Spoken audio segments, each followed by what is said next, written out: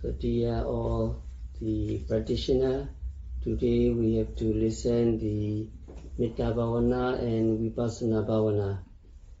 Mettā Bhavana is one of the 4 subjects of meditation called divine abidings. And Mettā is defined as that which is solvent, which adheres. It can be likened to oil which people put in the engines. Nobody will drive his car or her car if there is no engine oil in the car, because he feared that the car may be damaged. But seldom do people remember to put the oil of Mettā in their relationships with other people. So there is so much friction, so much irritation in our human relationship. If people could put just a small amount of Mettā in their relationships, a lot of unnecessary anger, hatred, grudge, and other undesirable results could be avoided.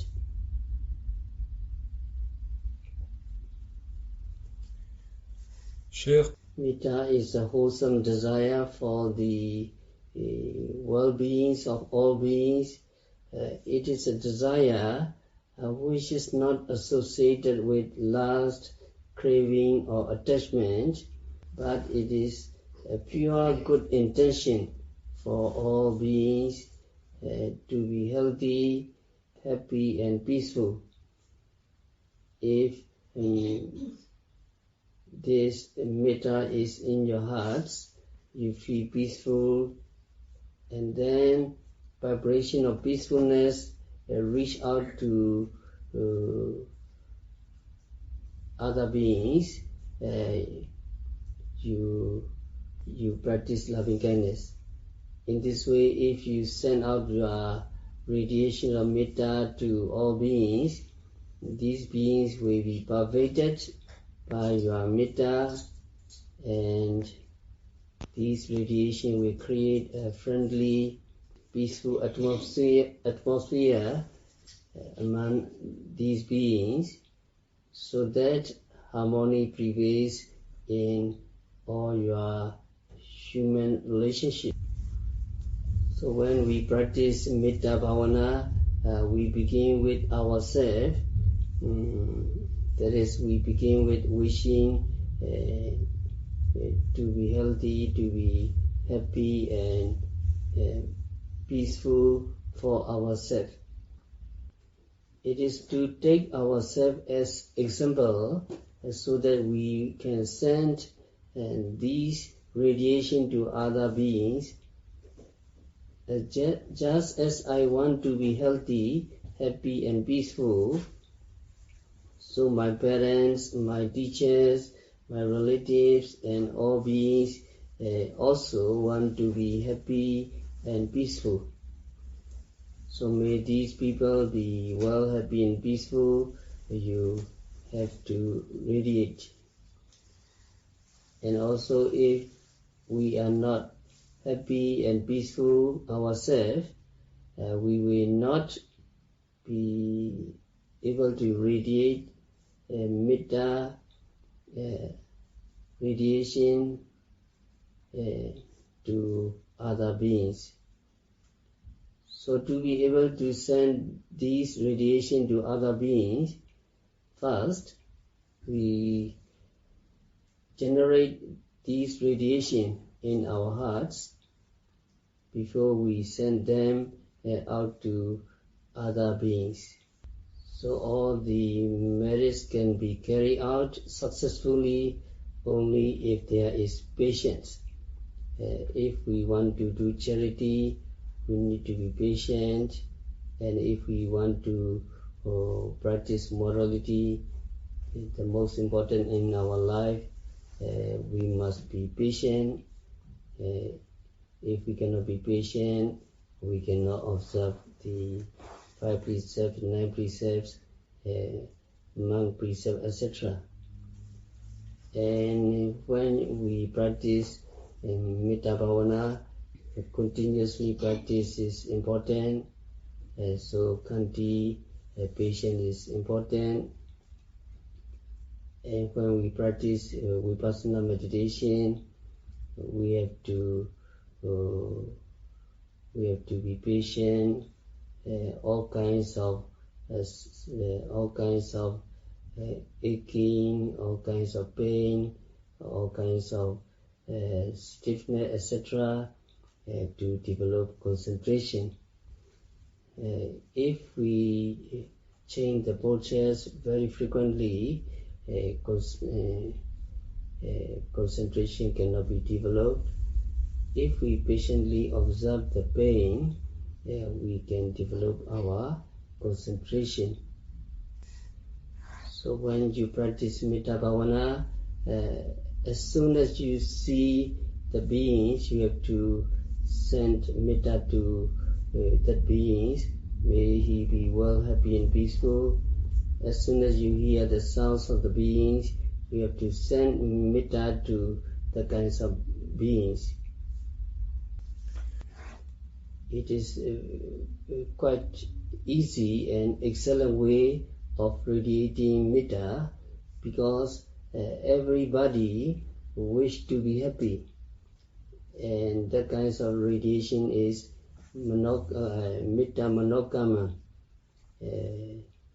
The Mettā radiation with Mettā radiation mentally. And Mettā Vajikama is you have to talk with other people with sweet, beneficial and true speech, so that Mettā Vajikama will be occurred. You develop Mettā mentally, not only mentally and verbally, but also you develop Mettā physically. Whenever people need help, you help other people physically. There are many things to help other people with true loving kindness.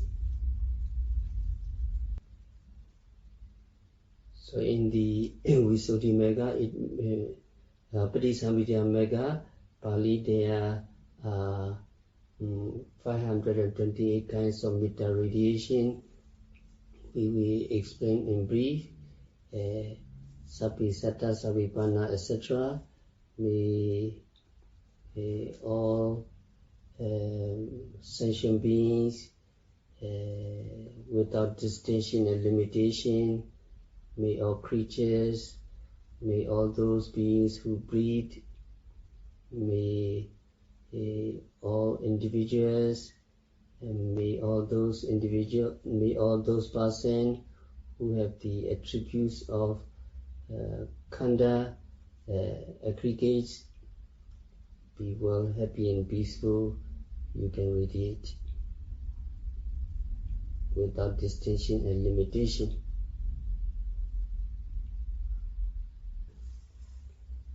And then individual groups, may all females, and may all males, may all noble ones, may all those ordinary worldlings, may all those celestial beings, may all those human beings, and may all those who belonging to the 4 lower states be well, happy and peaceful. And that is individually identifying them, that is called Odhisamita. How to radiate? You have to radiate, may they be free from enmity and danger, may they be free from physical suffering, may they be free from mental suffering, may they take care of themselves happily. In this way, 5 group, 7 group, and altogether 12. 12 multiplied by 4, 12, 48. 48 radiations you can radiate. So if you radiate in the with the direction to the eastern direction, you have to radiate 48, east, west, north, south, southeast, northwest, southwest, southwest, northeast, upward direction, downward direction, 10 direction. For one direction, your radiation will be 48, so 480 radiation that can be added to 48 without direction. Altogether 528 radiations you can radiate very completely.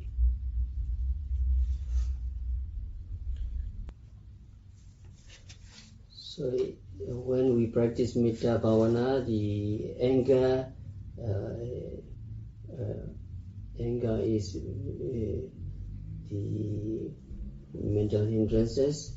So we need to subdue this anger.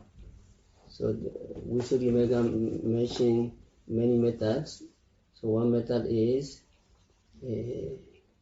to subdue the anger. Do not think and do not ponder upon the bad behavior of your enemy, but instead try to reflect on the good points in his physical behavior, good points in his verbal behavior, and good points in his mental behavior. By practicing like this, by reflecting like this, we can subdue our anger. Suppose you have an enemy and you get angry with your enemy, and you need to understand the true nature. Mind and matter process are transient by nature, and they are occurring only for a moment. And these mind and matter are followed by dissolution instantaneously. Such mind and matter, which are seemingly thought as having done wrong to you, have already disappeared. So these mind and matter of your enemy are no longer there. They have disappeared altogether. In this way, at the present, could you pinpoint that mind and matter of your enemy with which you are angry? New mind and matter which have subsequently occurred are not doing any harm to you. So the new mind and matter are very innocent. Old mind and matter are disappeared, they had wrong to you. Those which are considered as having done harm to you have already vanished. So it means to say that mind and matter with which you are quarreling no longer exist now.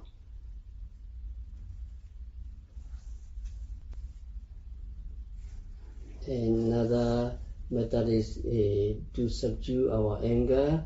We need to reflect on karma as our own property in possession. So according to Upekha Bhavana, as Sabbe Satta Karmasaka. That means beings are owner of their karma. Beings have karma as their own. So that is very good reflection.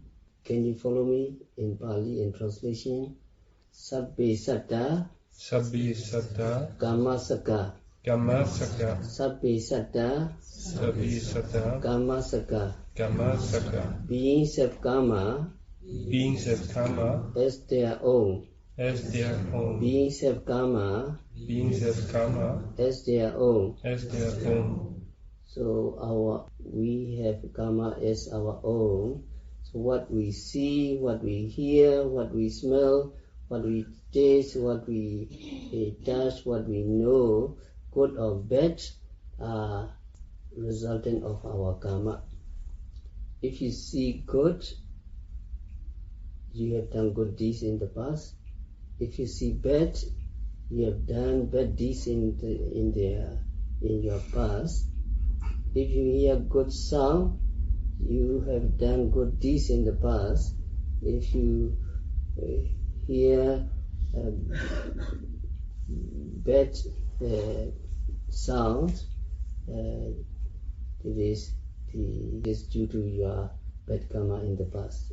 You have to reflect in this way. So by this reflection, you don't blame anyone. We ourselves are very responsible in this episode in our life. Another way to suppress our anger is by reflecting on the attributes of the Bodhisattva. Bodhisattva fulfilled his parami perfection, and he practiced forbearance and patience without polluting his mind with anger. Today we have to listen one story of Monkey King.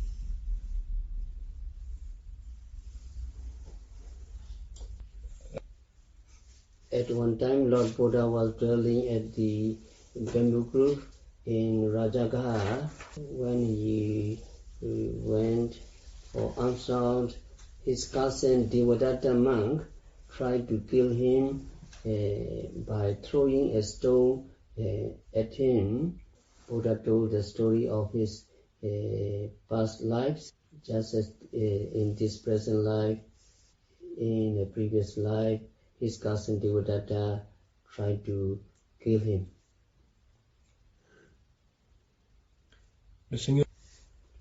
Long, long ago, there was a farmer who was plowing his fields with his oxen. After some time, he let the oxen loose and began digging with a spade. The oxen grazing here and there gradually stray away into the forest. When the time was getting late, that man set aside his spade and looked around for his oxen. Now he realized that these oxen had all disappeared into the forest. So he became very disappointed and ran into the forest to look for his oxen. So the man looking for his oxen, and he lost his way in the forest and wandered about for 7 days without any food. Finally, he came upon a tree that stood at the edge of a cliff. The tree was full of ripe fruits. The man first picked up and ate the fruit that had fallen out on the ground. not satisfied, so he decided to climb the tree to pick more fruits to eat. He climbed up the tree, but the branch below him suddenly broke and he fell into a deep ravine. Very luckily, the water in the ravine broke his fall and saved him from being crushed to death. But he could not climb out of the ravine and spent 10 days trapped in the deep ravine. On the 10th day, a monkey king came by to eat the fruit from the tree. The monkey king heard the splashing noise below. Monkey king looked down into the ravine. A monkey saw a man splashing water. So the man saw the monkey, and the man told the monkey about how he fell down in the ravine. So the monkey took compassion on that man,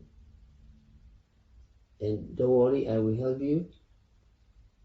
And the monkey king was testing his strength by carrying a heavy stone.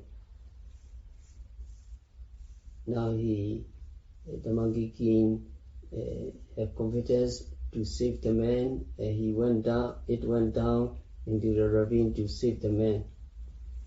So the monkey king carried the man upon his back, and with great effort managed to climb back up to the top. Now the man was saved by the monkey.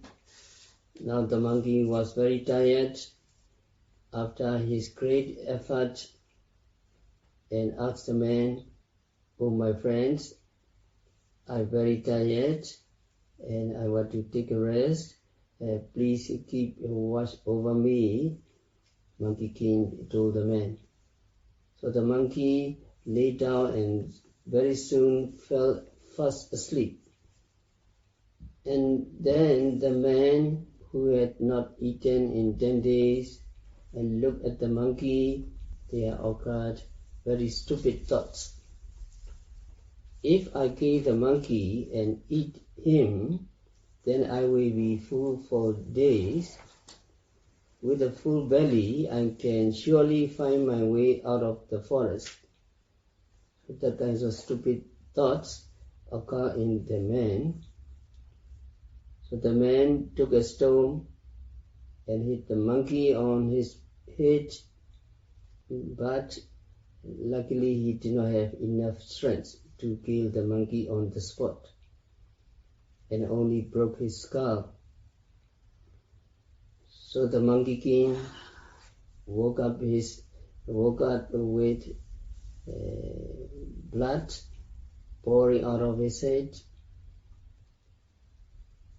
and immediately jumped up into the tree. Then the monkey king reproached the man with tears in his eyes. "Oh, my friends, I saved you, and this is how you repay me?" The monkey king said to the man. But then the monkey king did not abandon the man, because he was a noble being. He was a bodhisattva. He had great compassion and forgiveness. So he forgave everything, and now he had compassion to save the man again, because the man could not get out from the forest. But the monkey king stayed up in the tree for safety. From tree to tree, the monkey king pointed the way out of the forest to the man.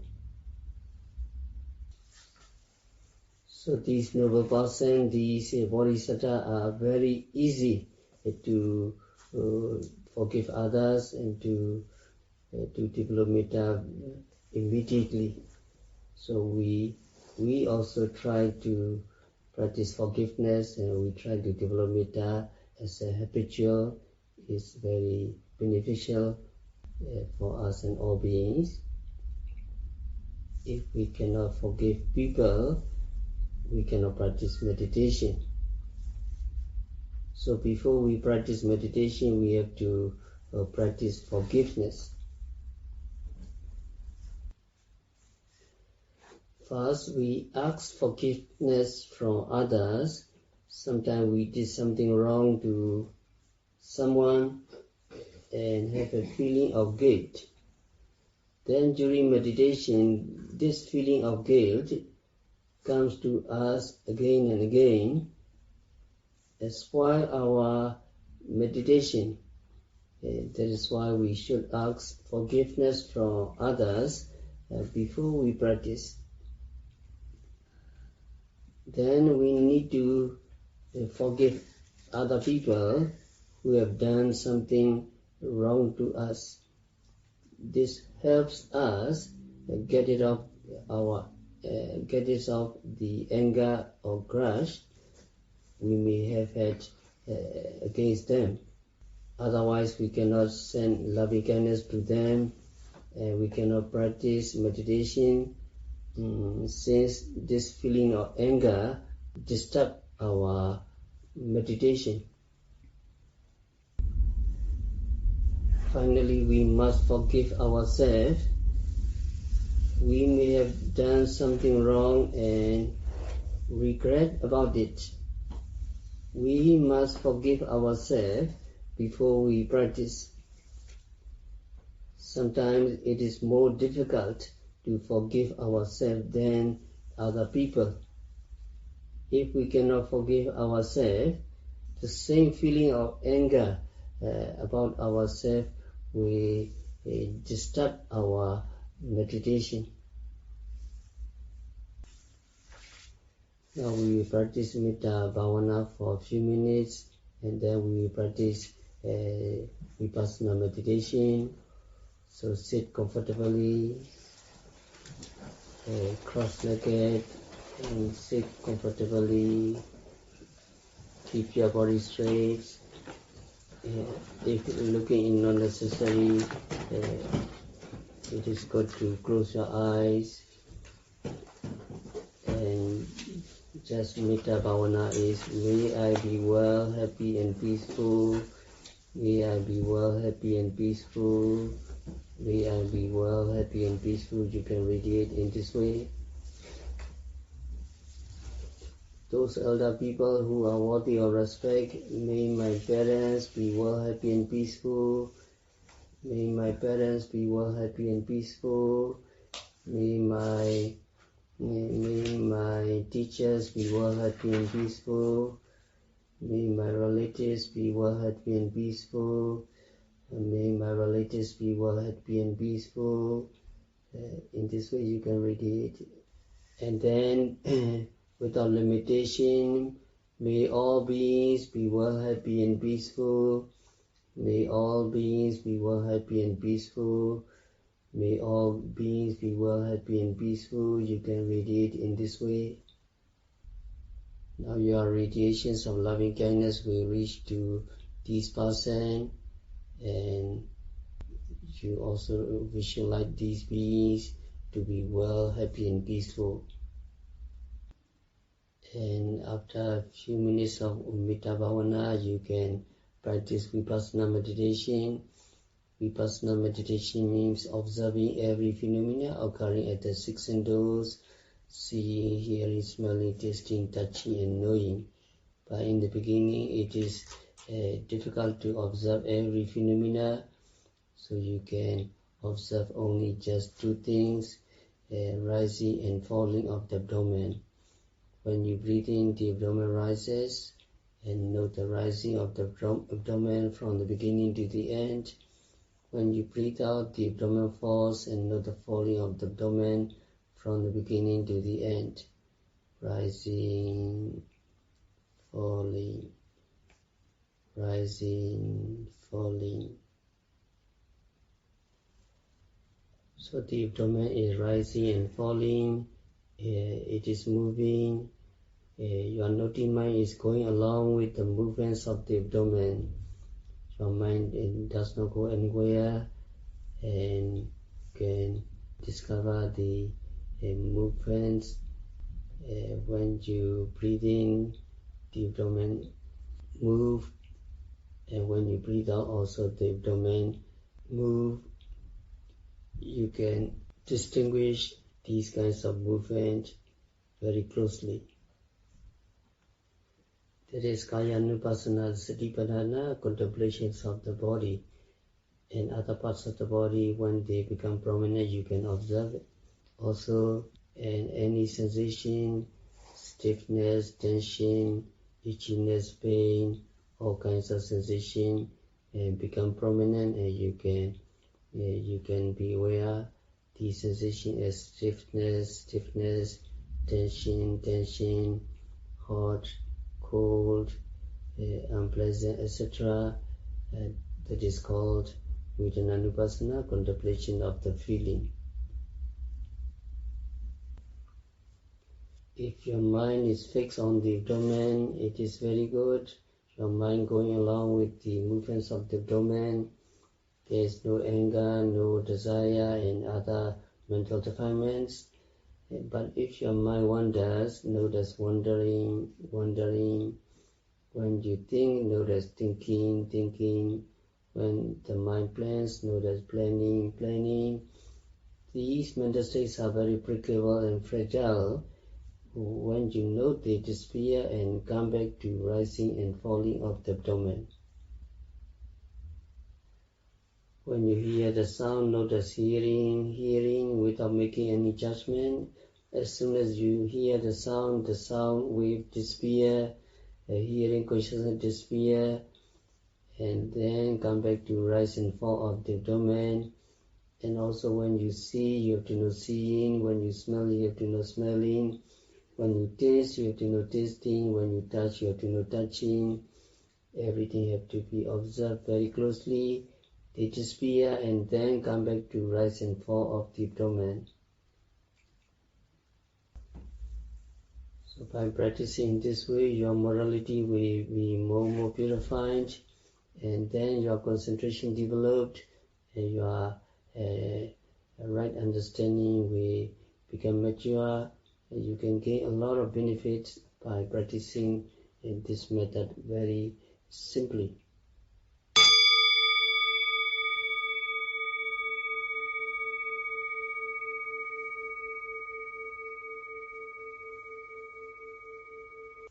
So is it really possible to overcome the pains in the body at one point? Yes, overcome the pain, the dukkha domanasana tigamaya. If you practice this meditation, you can overcome dukkha domanasa, grief and despair, physical pain and mental pain totally. Even the Buddha, he physically suffered, but mentally not suffered. And if you reach the final stage, you can overcome the totally physical and mental pain can be overcome. The commentary of the story of the 30 monks practicing in the forest. One of the monks was mauled by a tiger, and the tiger started to eat from the leg. He tried to contemplate the physical pain, and at the end of the meal, he became a sotapanna, and he continued to practice, and the tiger eat. At the end of the ways, he became Nagami, and the tigers continued to eat, and before reaching the heart area, he became Rahan. So he had no more pain eaten by a tiger. That means you are like a spectator. You are just watching the pain, The pain is like a raindrops to your body. Raindrops touch your body and is fall away. In the same way, the pain is just you sense, and as soon as you sense, it disappears. So that kinds of understanding of the pain is the real practice. So in the practice, just Vedana is Vedana, feeling is feeling, experience is experience. There is no person who no experiencer, just the pain, just the experience, just the feeling, appearing and disappearing continuously.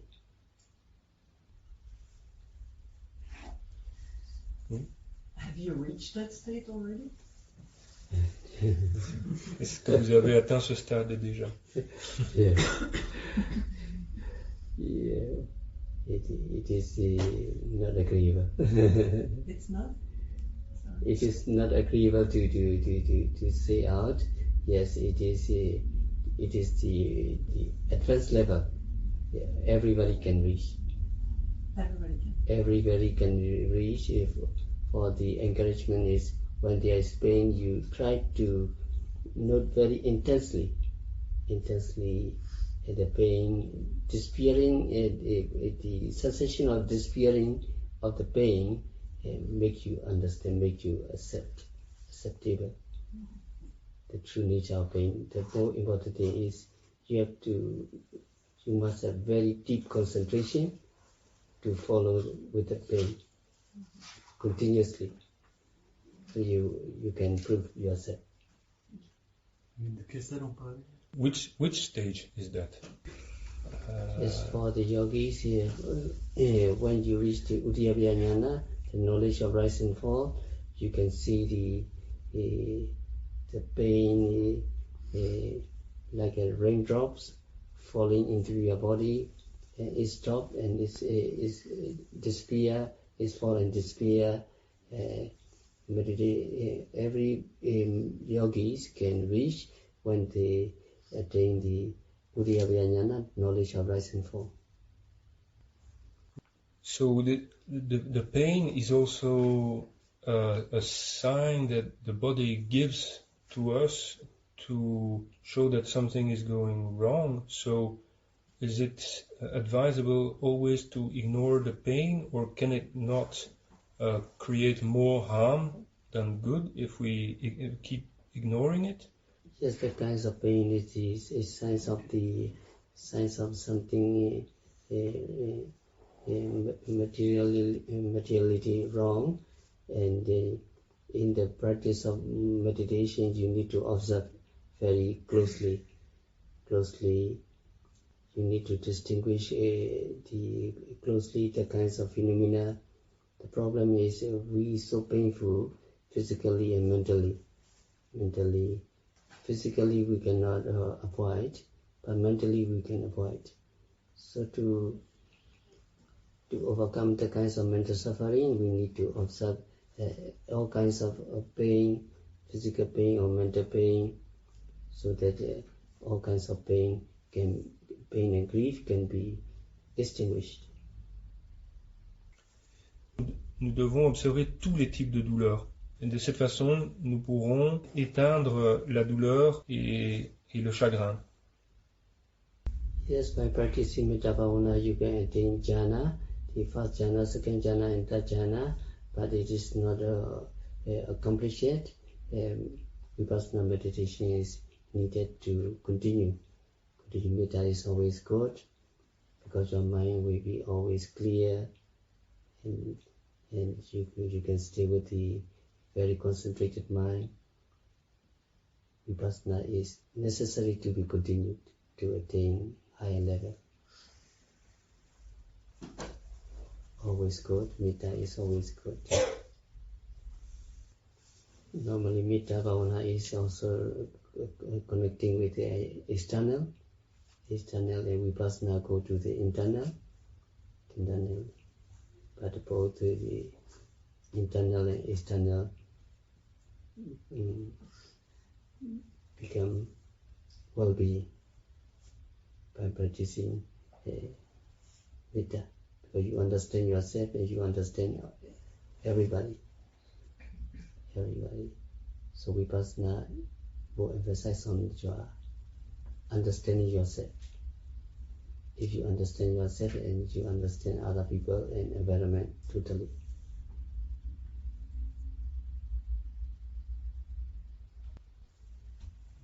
So, 2 small questions. First, is there a sign to know whether we are doing wrong practice, if we're not on the right path? Is there some, for example, mental sign that we're not on the right path? That's the first question. And the second question, could you give some details about the practice of forgiveness? Is it something close to acceptation? And could you give maybe an example? So 2 questions. So first, do we know if we are on the wrong path? And second, could you give some more details about pardon? Yeah, here the practice is 8-4 path: the right understanding, right thinking, right speech, right action, right livelihood, right effort, right mindfulness, and right concentration. These 8-4 paths are the right. If we are astray from that line, we are wrong. In brief, there must be moral precepts, 5 precepts, and concentration and right understanding. That is the right path. If you astray, you are wrong. So that is the first question. So to elaborate, killing, stealing, sexual misconduct, daily lies, and taking intoxicant are wrong, and the mind is agitated, frustrating, to the wrong way is wrong, and not understanding the true nature of impermanent suffering and non-self are wrong. So forgiveness is also 3 types of forgiveness. Sometimes I'm wrong, sometimes you're wrong.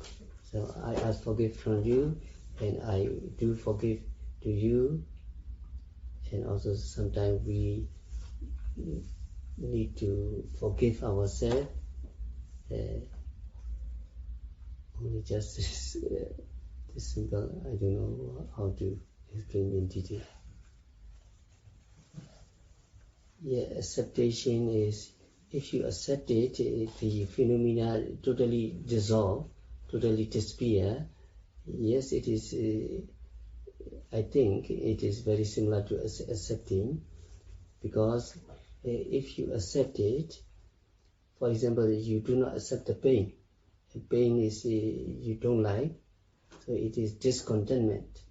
You accept the pain, and pain dissolves. So as soon as you accept it, it is dissolving. So the nature you can grasp very thoroughly. So don't move. Don't go to desire, don't go to liking, and don't go to disliking. You must be in the middle.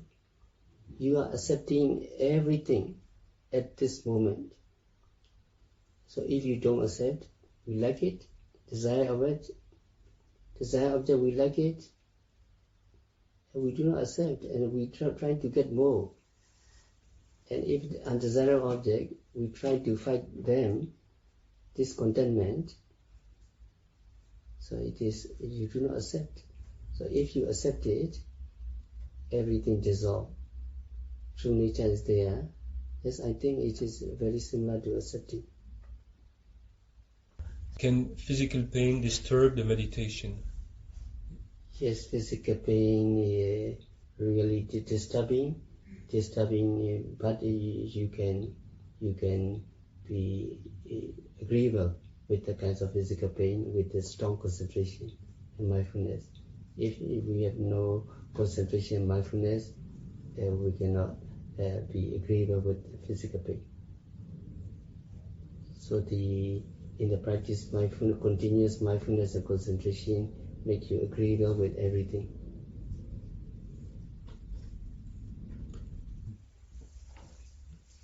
As a beginner, should you try to avoid some physical pain, or you should accept everything? Yes, the more patient, the more you overcome very fast.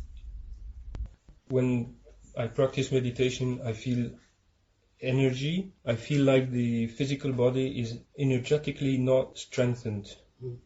And I feel there are barriers in the body. There are obstacles and painful like points and like obstacles.